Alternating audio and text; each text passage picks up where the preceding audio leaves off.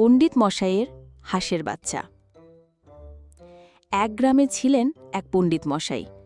বই পড়া আর কঠিন কঠিন কথা বলা ছিল তার শখ। গ্রামের মানুষ তাকে খুব সম্মান করত। তবে তিনি সবসময় এমন ভাষায় কথা বলতেন যে কেউ কিছুই বুঝত না। একদিন সকালে পণ্ডিত মশাই হাঁটতে হাঁটতে বাজারে যাচ্ছিলেন।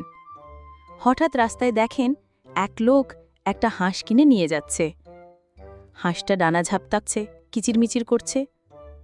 পণ্ডিত মশাই দাঁড়িয়ে বললেন, অবশেষে জলজ জীবের স্বাধীনতা হরণ করা হচ্ছে এক নির্লজ্জ আত্মস্বার্থপর ব্যক্তির দ্বারা।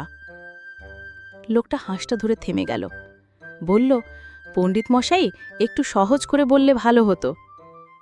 পণ্ডিত মশাই বললেন, মানে হাঁসটা ছাড়ো, ওকে মুক্তি দাও।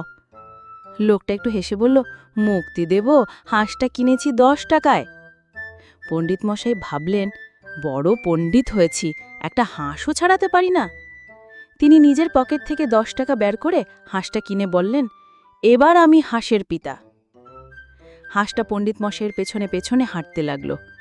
গ্রামের লোকজন দেখল পণ্ডিত মশাই আর তার হাঁসের বাচ্চা একসাথে হেঁটে যাচ্ছে। এক শিশু এসে বলল, পণ্ডিত মশাই, আপনার হাঁস তো খুব পেছনে পড়ে যাচ্ছে। পণ্ডিত মশাই গম্ভীর মুখে বললেন, জ্ঞান অর্জনের পথ কখনোই ত্বরান্বিত হয় না।